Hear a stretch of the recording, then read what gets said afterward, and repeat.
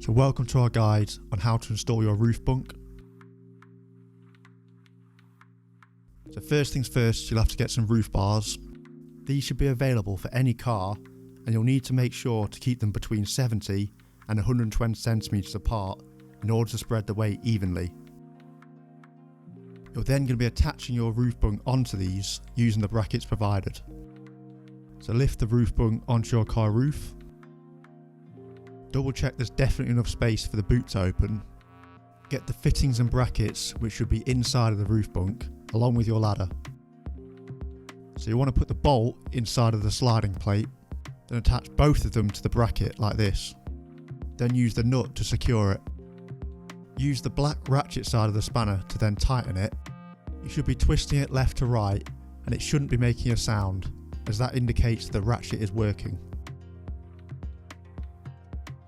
So you then slide the sliding plate through the groove at the back or the front of the roof bunk, lift the roof bunk up and push the fitting over the crossbar so it's then on the other side, and do this on all 4 of the corners.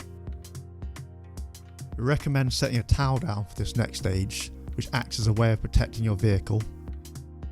Get another bolt and sliding plate and put the bolt through the sliding plate as before and slide it through the groove. You'll then be tightening the nut again using the black ratchet side of the spanner, turning it left to right and making sure it's not making a sound again. Or to clarify, it should be making a sound when you turn it to the left, but not to the right, as the lack of sound indicates that it's tightening. So after you've done that on all 4 of the corners, you should have something like this. Make sure they're as tight as you can and double check them throughout your journey. So as far as installing it's concerned, that's it. We'll now move on to opening and closing it though. So to undo the buckle, simply push the silver plate and pull the strap upwards. You'll then also need to undo both side buckles, which you'll do by pushing the strap down. Next, just push on the shell and pull the skirting down, and repeat the same process on the other side. Attach the ladder to the brackets and pull it down to a height you're comfortable with. Roll up the door and the fly net and secure them as shown, and that should be you fully set up and ready to go camping. Now to bring it down, you'll have to make sure it's aired out. To do this, make sure both windows are open and the doors are at least slightly open. This should allow the air to escape, so it'll be easier when pulling it down. It also has a similar effect when putting it up too. Before we bring the roof bunk down though, we're going to bring the ladder down first. This is done by pushing the buttons inwards or making sure you don't trap your hands on a step above, and then putting it in the roof bunk after. Next we pull up the skirting this time, and simply pull on the strap to bring it down.